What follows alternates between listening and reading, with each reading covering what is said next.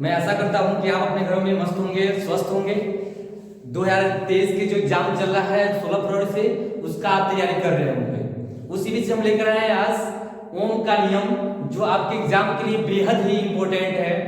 ठीक, तो ओम का नियम देखिए, ओम के नियम पे अनेकों क्वेश्चन आते हैं। इनका सबसे इंपॉर्टेंट है ओम का नियम, जो इसका जो इन्होंने परिभाषा दिया था विद्युत धारा के बारे में या प्रतिरोध के बारे में, वो नियम बहुत इंपॉर्टेंट है। ठीक, तो ओम का पूरा नाम होता है जॉर्ज साइमन ओम। जॉर्ज साइमन ओम। जॉर्ज साइमन ओम।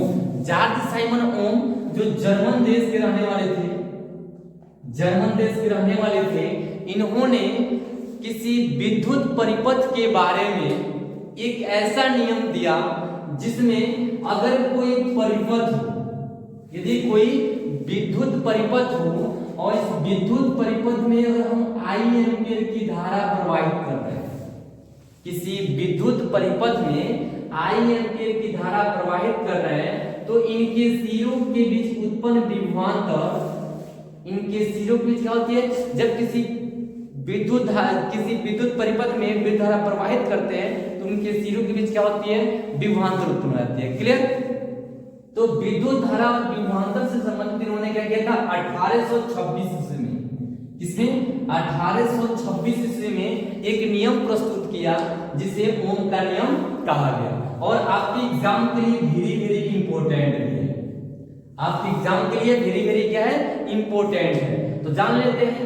तो जॉर्ज साइमन ओम ने 1826 ईस्वी में विद्युत परिपथ से संबंधित एक नियम प्रस्तुत किया जिसे ओम का नियम कहा गया। क्लियर? इनके अनुसार यदि किसी चालक तार की भौतिक अवस्था, यदि किसी चालक तार की भौतिक अवस्था जैसे कि ताप और दाब में कोई परिवर्तन न करे तो इसमें बहने वाली धारा का मान उसके सिरों के बीच उत्पन्न विभवांतर के क्या होती है, समानुपाती होती है। क्लियर? यानी कि यदि किसी चालक तार में बहने वाली धारा का मान उनके सिरों के बीच उत्पन्न विभवांतर के क्या होती है, समानुपाती होती है। क्लियर? एक बार नोट कर लेते हैं, इसको लिखते हैं ओम के नियमानुसार। ओम के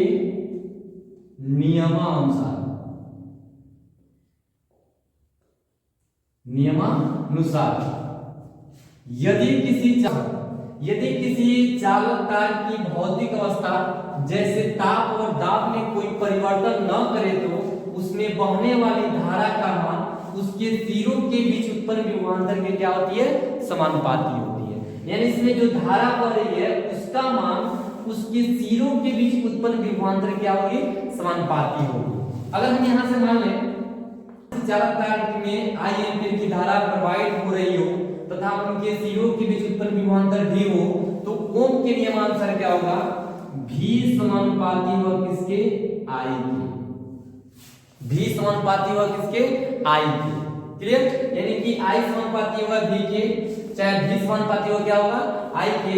अब हम क्या करते हैं, समानुपाती के चिन्ह हटाते हैं तो कोई ना कोई नियतांक जोड़ लेते हैं। तो V बराबर क्या होगा, I R इंटू I।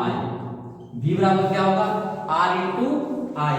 अगर हम क्या करते हैं, इसको I को बट्टा देते हैं तो R बराबर क्या हो जाएगा, V बट्टे I। R बराबर क्या होगा, V बट्टे I। यानी कि जहां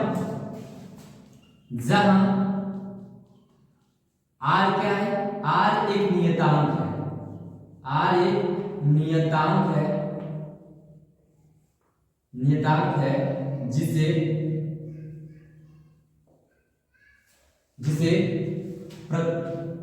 प्रतिरोध कहते हैं, जिसे चालक का प्रतिरोध कहते हैं,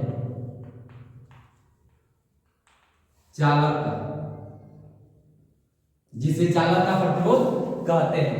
देखिए हमने क्या लिखा है कि माना किसी चालक के तार में आई एम्पीयर की धारा प्रवाहित हो रही हो तथा इनके सिरों के बीच उत्पन्न विभवांतर भी हो, तो ओम के नियमानुसार V समानुपाती होता है I के।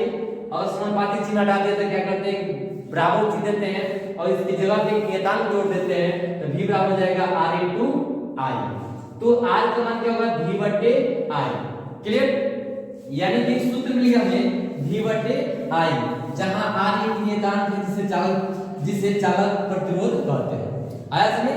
यानी कि ये क्या है, ओम का नियम है। क्लियर, अब हम जान लेते हैं इसका मात्रक क्या होता है। मात्रक के बारे में जान लेते हैं। तो इसका सबसे देखिए, इसका मात्रक, इसका स्पेशल मात्रक क्या होता है, ओम। प्रतिरोध का स्पेशल मात्रक क्या होता है, ओम होता है। ओम इसको दर्शाते हैं ऐसे। ठीक, एक और मात्रक होता है जिसे हम क्या करते हैं, इस सूत्र के माध्यम से निकालेंगे। विभवांतर का मात्रक क्या होता है, वोल्ट होता है, और धारा की मात्रा क्या होती है, एम्पियर होती है। तो इसके हिसाब से लिखते हैं वोल्ट प्रति एम्पियर, वोल्ट प्रति एम्पियर। क्लियर, यानी कि हमने क्या जाना कि जो प्रतिरोध होता है, प्रतिरोध का सबसे बड़ी चीज, प्रतिरोध का मतलब होता है रुकावट। जैसे हम क्या करें, कोई रास्ता चल रहे हैं और रास्ते में क्या कोई बड़ा सा पत्थर आ गया तो हमारे रास्ते को क्या किया, मतलब चलने में बाधा आ गया, रुकावट आ गया। सेम वही कंडीशन होता है जब किसी चालक तार में क्या होती है, विद्युत धारा प्रवाहित होती है, तो उस विद्युत धारा के बीच में रास्ते में जो रुकावट आती है उसी को क्या कहते हैं, प्रतिरोध कहते हैं। ठीक, इसे आर से प्रदर्शित करते हैं। इसका मात्रक होता है ओम या वोल्ट प्रति एम्पियर। आया समझ? तो ये देखिए, ये था ओम का नियम। इस पे आधारित कुछ प्रश्न है जिसको हम हल कर लेते हैं, जो एग्जाम में कभी कभी क्या करता है, पूछता है, पर ये आपके लिए बेहद ही इंपॉर्टेंट है। एक बार क्या कीजिए, इसको हमने अभी क्या क्लास सूत्र निकाल लिया है कि R बराबर V बटे I, और प्रतिरोध का जो मात्रक होता है ओम या वोल्ट प्रति मीटर। कुछ क्वेश्चन देख लेते हैं। पहले सिंपल क्वेश्चन हम पढ़ेंगे, उसके बाद से बड़े क्वेश्चन की तरफ हम आगे बढ़ेंगे।